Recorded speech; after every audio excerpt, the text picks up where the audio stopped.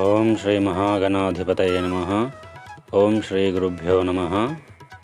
మనము పరమ పవిత్రమైనటువంటి కార్తీక మాసంలో సంపూర్ణ కార్తీక మహాపురాణమును పారాయణం చేసుకుంటూ ఉన్నాము. మీరు ఇక్కడ ఒక విషయం గమనించండి. కార్తీక పురాణంలో స్కాంద పురాణంలోని 30 కథలుంటాయి. సంపూర్ణ కార్తీక మహాపురాణంలో స్కాంద పురాణంలోని 30 కథలు మరియు పద్మపురాణంలోని మరొక 30 కథలు ఉంటాయి. మొత్తం కలిపి 60 కథలు ఉంటాయి. కాబట్టి రోజుకు 2 అధ్యాయాల చొప్పున పారాయణం చేసుకోవలసి ఉంటుంది. కాబట్టి మనము ఇప్పుడు సంపూర్ణ కార్తీక మహాపురాణమును పారాయణం చేసుకుంటున్నాము. కాబట్టి రోజుకు 2 అధ్యాయాలు చొప్పున పారాయణం చేసుకుంటూ ఉంటున్నాము. ఈ విషయమును శ్రోతలు గమనించగలరు. ముందుగా మన ఛానల్ను ఇంతవరకు సబ్స్క్రైబ్ చేసుకొని వాళ్ళు వెంటనే సబ్స్క్రైబ్ చేసుకోండి. సంపూర్ణ కార్తీక మహాపురాణంలోని అన్ని కథలను మన జిఎస్ఆర్ జ్ఞానదర్శిని యూట్యూబ్ ఛానల్ ద్వారా వినండి. సంపూర్ణ కార్తీక మహాపురాణము 6వ రోజు పారాయణము, ఏకాదశాధ్యాయము. వశిష్ఠ మహర్షి జనక మహారాజుతో ఈ విధంగా అంటున్నాడు. ఓ మహారాజా, కార్తీక మాసంలో శ్రీహరిని ఎవరైతే అవిసెపూలతో పూజిస్తారో వాళ్ళకి చాంద్రాయన ఫలము కలుగుతుంది. గరికతోనూ కుశలతోనూ పూజించే వాళ్ళు పాప విముక్తులై వైకుంఠమును పొందుతారు. చిత్రవర్ణ వస్త్రాన్ని శ్రీహరికి సమర్పించిన వాళ్ళు మోక్షమును పొందుతారు. కార్తీక స్నానాచరణమును చేసి విష్ణు సన్నిధిని దీపమాలికలను ఉంచేవారు వైకుంఠ పురాణ పాఠకులు శ్రోతలు కూడా విగతపాపులై పరమపదాన్ని చేరుతారు. ఇందుకు ఉదాహరణగా సర్వపాపాలను నయింపజేసేది ఆయురారోగ్యదాయిని అయిన ఒక కథను వినిపిస్తాను విను అంటూ మందరోపాఖ్యానము వినిపించసాగాడు వశిష్ఠ మహర్షి. మందరోపాఖ్యానము. కళింగ దేశీయుడైన మందరుడనే ఒకానొక బ్రాహ్మణుడు స్నాన సంధ్యావందనాలన్నిటినీ విసర్జించి పరులకు కూలి పని చేస్తూ ఉండేవాడు.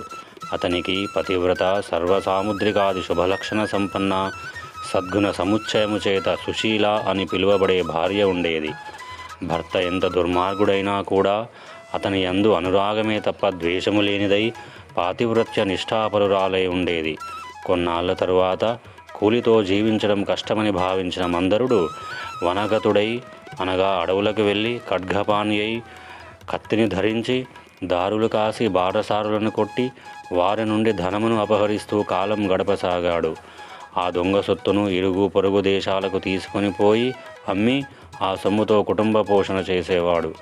ఒకసారి దొంగతనానికై దారి కాసి ఉన్న మందరుడు బాటసారి అయిన ఒకానొక బ్రాహ్మణుని పట్టుకొని అక్కడి మర్రి చెట్టుకు కట్టివేసి ఆ బ్రాహ్మణుని ద్రవ్యాన్నంతను అపహరించి వేశాడు. ఇంతలో అటుగా వచ్చిన పరమ క్రూరుడైన ఒక కిరాతకుడు దోచుకొనిన మందరుడిని, దోచుకోబడి బంధితుడై ఉన్న బ్రాహ్మణుని ఇద్దరినీ కూడా చంపివేసి ఆ ద్రవ్యాన్ని తాను హరించుకుపోబోయాడు. కానీ అదే సమయానికి అక్కడి కిరాత మందర బ్రాహ్మణుల నుండి వచ్చే నరవాసనను పసిగట్టినటువంటి చేరువ గుహలోని ఒక పులి వారిని తినడానికి అక్కడికి వచ్చింది. అప్పుడు పులి కిరాతకుడు ఇద్దరు కూడా ఒకరికొకరు కోట్లాడుకున్నారు. ఆ జగడంలో పులి కిరాతకుడు కూడా ఏకకాలంలో మరణించారు. ఆ విధముగా మరణించిన విప్ర, మందర, వ్యాఘ్ర, కిరాతకుల జీవులు నలుగురు కూడా యమలోకమును చేరి కాలసూత్రమనే నరకాన్ని పొందారు. యమకింకరులు ఆ నలుగురిని పురుగులు అమేధ్యముతో నిండి ఉన్న తప్త రక్తకూపంలో పడవేశారు.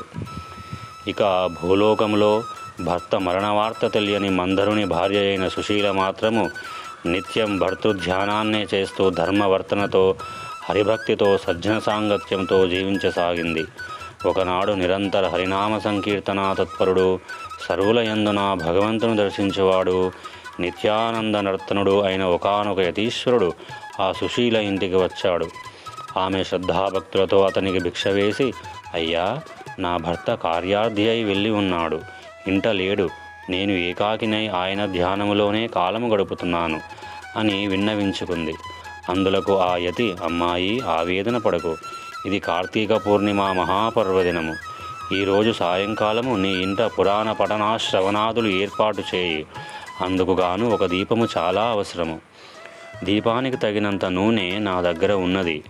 నీవు వత్తిని, ప్రమిదను సమర్పించినట్లయితే దీపమును వెలిగించవచ్చును అని సలహా ఇచ్చాడు.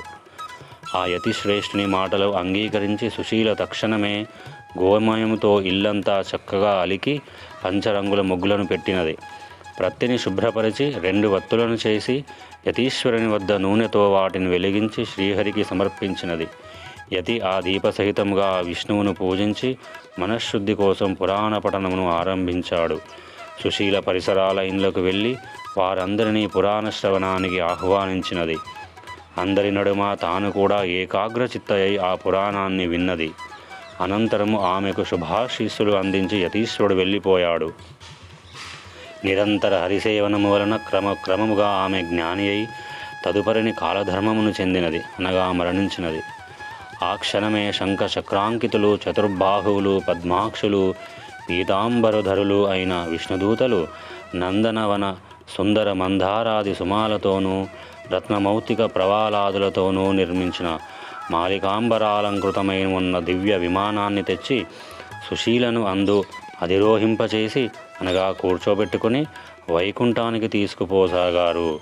అందులో వెళుతున్న సుశీల మార్గమధ్యంలోని నరకంలో మరి ముగ్గురు జీవులతో కలిసి బాధలు పడుతూ ఉన్న తన భర్తను గుర్తించి విమానాన్ని ఆపించి దానికి కారణమేమిటో తెలుపవలసిందిగా విష్ణు పారిషదులను కోరింది. అందుకు వారు ఆ సుశీలతో ఈ విధంగా అన్నారు: అమ్మా, నీ భర్త అయిన ఆ మందరుడు విప్రకుల సంజాతుడైనప్పటికీ కూడా వేదాచారాలను విసర్జించి కూలి అయి మరికొన్నాళ్ళు దొంగయై దుర్మార్గ ప్రవర్తన వలన ఇలా నరకాన్ని అనుభవిస్తున్నాడు. అతనితో పాటే ఉన్న మరొక బ్రాహ్మణుడు మిత్రద్రోహి. మిత్రుడొకరిని చంపి అతని ధనముతో పరదేశాలకు పారిపోబోతూ నీ భర్త చేత బంధితుడయ్యాడు. అతగాడి పాపాలకు గాను అతడు నరకమును పొందాడు. 3వవాడు కిరాతకుడు. బంధితుడైన ఆ బ్రాహ్మణుని, నీ భర్తను కూడా చంపివేసిన పాపానికి గాను ఇతడు నరకమును చేరవలసి వచ్చినది. ఇక 4వ జీవి ఒక పులి. ఆ పులి అంతకుముందు పూర్వజన్మలో ద్రావిడ బ్రాహ్మణుడై ఉండి ద్వాదశి నాడు భక్ష్య విచక్షణారహితుడై ఆచరించిన తైలాదిక భోజనాదుల వలన నరకమును పొంది పులిగా పుట్టి ఈ కిరాతకునితోటి జగడములో అతనితో బాటే నరకాన్ని చేరాడు. ఈ 4 నరకయాతనలకు కారణాలివే తల్లి అని చెప్పారు.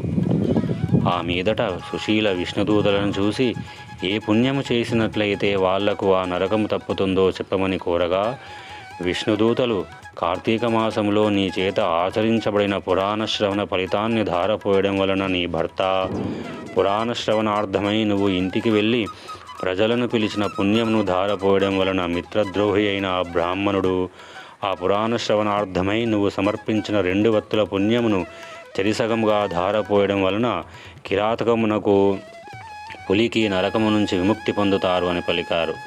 అలా వాళ్ళు చెప్పినదే తడవుగా సుశీల ఆయా విధాలుగా తన పుణ్యాలను వారికి ధారపోయడంతో ఆ 4 నరకము నుండి విముక్తులై దివ్య విమానారూఢులై సుశీలను వివిధ రూపాలుగా ప్రశంసిస్తూ మహాజ్ఞానులు పొందే ముక్తి పదానికై తీసుకోబడ్డారు. కాబట్టి ఓ జనక మహారాజా, కార్తీక మాసంలో చేసే పురాణ శ్రవణము వలన హరిలోకమును తప్పకుండా పొందుతారని తెలుసుకో. 11వ సమాప్త. 11వ అధ్యాయము సమాప్తము. ఇప్పుడు 12వ వశిష్ఠ ప్రవచనం. మళ్ళీ వశిష్ఠ మహర్షి జనకునికి ఈ విధంగా చెప్పసాగాడు: ఓ రాజా, కార్తీక మాసంలో వచ్చే సోమవార మహత్యమును విని ఉన్నావు కదా.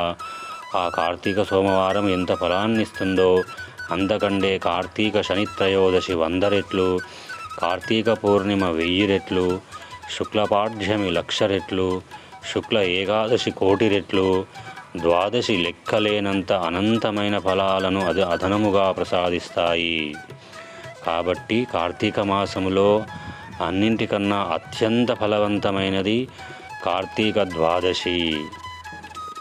మోహము చేతనైనా సరే శుక్ల ఏకాదశి నాడు ఉపవసించి మరునాడు ఆ తెల్లవారుజామున ద్వాదశి రోజున బ్రాహ్మణులను పిలిచి పారాయణ చేసేవాళ్ళు సాయుజ్య మోక్షాన్ని పొందుతారు. ఈ కార్తీక శుద్ధ ద్వాదశి నాడు అన్నదానమును చేసిన వారికి సమస్త సంపదలు అభివృద్ధి చెందుతాయి. ఓ రాజా, సూర్యగ్రహణ సమయంలో గంగా తీరంలో 1,000,000 మంది బ్రాహ్మణులకు అన్న సమారాధన చేయడం వలన ఎంత పుణ్యము కలుగుతుందో అంత పుణ్యము కూడా కేవలం కార్తీక ద్వాదశి నాడు ఒక్క బ్రాహ్మణునికి అన్నమును పెట్టడం వలన కలుగుతుంది. 1000 గ్రహణ పర్వాలు, 10,000 వ్యతిపాత యోగాలు, 1,00,000 అమావాస్య పర్వాలు ఏకమైనా కూడా ఒక్క కార్తీక ద్వాదశిలో 16వ వంతు కూడా చేయవని తెలుసుకో. మనకు ఉన్న తిథులలో పుణ్యప్రదాలైన తిథులు ఎన్ని అయినా ఉండవచ్చును కాక, కానీ వాటన్నింటికంటే కూడా సాక్షాత్ విష్ణు ప్రీతికరమైన ఈ కార్తీక ద్వాదశి అత్యంత ఫలప్రదమని మర్చిపోకు. ద్వాదశి దానములు. ఏకాదశి నాడు రాత్రి యామముండగా కార్తీక శుద్ధ ద్వాదశి నాడు క్షీరసముద్రం నుండి శ్రీహరి నిద్రలేస్తాడు. అందువలన దీనికి హరిబోధిని ద్వాదశి అనే పేరు వచ్చింది. అటువంటి హరిబోధిని నాడు ఎవరైతే కనీసం ఒక్క బ్రాహ్మణునికైనా అన్నదానమును చేస్తారో వాళ్ళు ఇహలోకములో భోగాలను అన్నీ కూడా అనుభవించి పరములో భోగిశయనామ సేవనాన్ని పొందుతారు. కార్తీక ద్వాదశి నాడు పెరుగు అన్నదానం చేయటం వలన సర్వోత్కృష్టమైన దానముగా చెప్పబడుతూ ఉంది. ఎవరైతే ఈ ద్వాదశి నాడు పాలిచ్చే ఆవును వెండి డెక్కలు, బంగారు కొమ్మలతో అలంకరించి పూజించి దూడతో సహా గోదానమును చేస్తారో వాళ్ళు ఆవు శరీరముపై ఎన్ని రోమాలైతే ఉంటాయో అన్ని వేల సంవత్సరాలు స్వర్గంలో నివసిస్తారు. ఈరోజు వస్త్రదానము చేసిన వాళ్ళు సంచితార్థాలన్నీ సమసిపోయి వైకుంఠాన్ని చెందుతారనటంలో ఎటువంటి వివాదము లేదు. ఓ మహారాజా, ఎవరైతే కార్తీక శుద్ధ ద్వాదశి నాడు సాలగ్రామాన్ని, బంగారపు తులసి వృక్షాన్ని దక్షిణ సమేతముగా దానము చేస్తారో వాళ్ళు చతుస్సాగర పర్యంతమైన సమస్త భూమండలాన్ని దానము చేసినంత మహాపుణ్యాన్ని పొందుతున్నారు. ఇందుకు నిదర్శనముగా ఒక కథను చెబుతాను విను. ధర్మవీరోపాఖ్యానము. పూర్వము గోదావరి తీరములో దురాచారవంతుడు, పరమ పిసినిగొట్టు అయిన ఒక వైశ్యుడు ఉండేవాడు. ఈ లుబ్ధుడు దాన ధర్మాలు చేయకపోవడమే కాక తాను కూడా తినకుండా ధనమును పోగు చేసేవాడు. ధనధాన్యాలనే కాదు, కనీసము ఎవరికీ మాట సాయమైనా చేసేవాడు కాదు. నిత్యము పరులను నిందిస్తూ పరద్రవ్యాసక్తుడై మసలే ఈ పిసినిగొట్టు ధనమును వడ్డీలకు తిప్పుతూ అంతకంతకు ద్రవ్యాన్ని పెంచుకోసాగాడు. ఒకానొకసారి ఈ లుబ్ధుడొక బ్రాహ్మణునికి ఇచ్చిన అప్పును రాబట్టుకోవడం కోసం అతని గ్రామానికి వెళ్ళి తానిచ్చిన బాకీని వడ్డీతో సహా ఆ క్షణమే చెల్లించవలసిందిగా పట్టుబట్టాడు. అందుకు ఆ బ్రాహ్మణుడు, రుణదాత, నేను నీ బాకీ ఎగవేసేవాడిని కాను, ఎందుకంటావేమో. యో జీవతి రుణీ నిత్యం నియమం కల్పమశ్నుతే పశ్చాత్తస్య సుతో భూత్వా తత్సర్వం ప్రతిధాస్యతి. ఎవరైతే రుణం తీర్చకుండా చనిపోతాడో వాడు మరుసటి జన్మలో రుణదాతకు సంతురూపముగా జన్మించి, అనగా ఏదో ఒక రూపంలో జన్మించి ఆ రుణాన్ని చెల్లుబెట్టుకోవలసి వస్తుంది. అందుచేత ఏదో విధముగా సంపాదించి ఈ మాసాంతానికల్లా నీ రుణము చెల్లుబెడతాను, అంతవరకు ఓర్పు వహించి ఉండు అని బ్రతిమాలుకున్నాడు. ఆ బ్రాహ్మణ వచనాలను పరాభవ వాక్కులుగా భావించిన లుబ్ధుడు కనిసి కోపం తెచ్చుకొని, నీ కబుర్లు నా దగ్గర కాదు, నీ బాకీ వసూలు కోసం నెల్లాల్లాగే సమయం నాకు లేదు, మర్యాదగా ఇప్పుడే ఈ కత్తితో నిన్ను నరికేస్తాను అని అన్నాడు. యథార్థంగా ఆ సమయంలో ధనము లేదని, అప్పటికప్పుడు తానా అప్పు తీర్చలేనని చెప్పాడు విప్రుడు. మరింత మండిపడిన ఆ పిసినారి బ్రాహ్మణుని జుట్టు పట్టుకుని లాగి నేలకు పడదోసి కాలితో తన్ని అప్పటికీ కోపం తీరక కత్తితో ఒక వేటు వేశాడు. సింహం యొక్క పంజా విసుగు లేడిపిల్ల చనిపోయినట్లుగా క్రోధోన్మత్తుడైన ఆ కోమటి కొట్టిన కత్తి దెబ్బకు బ్రాహ్మణుడు ప్రాణాలు కోల్పోయాడు. అంతటితో కోమటి హత్యానేరానికి గాను రాజు తనను దండిస్తాడనే భయంతో త్వరితంగా ఇంటికి పారిపోయి గుట్టుగా ఎవరికీ తెలియకుండా బ్రతకసాగాడు. బ్రతికినంతకాలం గుట్టుగా ఉండగలమే కానీ గుట్టుగా ఉన్నంత మాత్రం చేత ఎల్లకాలం బ్రతకలేం కదా. అదేవిధముగా ఆ కోమటి కూడా ఆయువు తీరి మృతి చెందాడు. యమకింకరులు వచ్చి ఆ జీవుని నరకానికి తీసుకుపోయారు. ఓ జనక భూపతి, రురువులనే మృగాల చేత వాటి శృంగాల చేత పీడింపచేసే ఒకానొక యాతననే రౌరవం, నరకం అంటారు. ఈ కోమటిని ఆ రౌరవం అనే నరక విభాగంలో వేసి శిక్షించవలసిందిగా ఆజ్ఞాపించాడు యమధర్మరాజు. కింకరులు ఆ ఆజ్ఞను అమలు చేయసాగారు. ఇక ఈ భూలోకంలో ఆ లుబ్ధ వైశ్యుని కుమారుడైన ధర్మవీరుడనేవాడు మహాదాత, పరోపకారి అయి పిత్రార్జితమైన అగణిత ధనరాశులతో ప్రజా శ్రేయస్సుకై చెరువులు నూతులు త్రవ్వించి, తోటలు వేయించి, వంతెనలు కట్టించి, పేదలకు వివాహ ఉపనయనాదులు చేయిస్తూ, యజ్ఞయాగాది క్రతువులను, క్షుత్పీడితులకు తరతమ భేదరహితముగా అన్నదానాలను చేస్తూ ధర్మాత్ముడిగా పేరు పొందాడు. ఒకనాడు ఈ ధర్మవీరుడు విష్ణు పూజ చేసే సమయానికి త్రిలోక సంచారి అయిన నారద మహర్షి యమలోకము నుండి బయలుదేరి హరినామస్మరణ చేసుకుంటూ ఈ ధర్మవీరుని తావుకు వచ్చాడు. ముంగిలికి వచ్చిన మునిరాజు నారదుని చూసి ధర్మవీరుడు భక్తి ప్రపత్తులతో ప్రణమిల్లాడు. అర్ఘ్యపాధ్యాది వివిధ ఉపచారాలతోనూ నారదుని పూజించి, నారదా, దేవర్షులైన మీరిలా మా భూవర్షానికి అందునా నా గృహానికి విచ్చేయడం వలన నా జన్మ ధన్యమైంది. హే దివ్య ప్రభు, నేను నీ దాసుణ్ణి, నన్నేమి చేయమంటారో ఆజ్ఞాపించు, నువ్వేమి చెబితే అది చేస్తాను అని వినయపూర్వకంగా వేడుకున్నాడు. అందుకు సంతసించిన నారద మహాముని చిరునవ్వు ముఖము కలవాడై, ధర్మవీరా, నా కోసం నువ్వేమీ చేయనక్కరలేదు. నీ శ్రేయస్సుకై చెబుతున్నా. నా ఈ మాటల్ని శ్రద్ధగా విను. కార్తీక ద్వాదశ శ్రీ మహావిష్ణువునకు అత్యంత ప్రియమైన రోజు. ఆ రోజున చేసిన స్నాన దాన జప తప ప్రభృతి కార్యాలన్నీ కూడా విశేషమైన ఫలాన్నిస్తాయి. ధర్మవీర, సూర్యుడు తులారాశిలో ఉండగా కార్తీక ద్వాదశి ప్రాతస్నాతులై సాలగ్రామ దానమును చేసేవారు దరిద్రులు కానీ, ధనికులు కానీ, యతులు కానీ, వానప్రస్థులు కానీ, బ్రాహ్మణులు కానీ, క్షత్రియులు కానీ, వైశ్యులు కానీ, శూద్రులు, స్త్రీలు కానీ వాళ్ళెవరైనా సరే జన్మ జన్మాంతర కృత పాపాలను దహింపచేసుకున్న వాళ్ళే అవుతారు. అనగా ఎన్నో జన్మల నుంచి చేసినటువంటి పాపాలు కూడా మాయమైపోతాయి. మరో ముఖ్య విషయం చెబుతాను విను.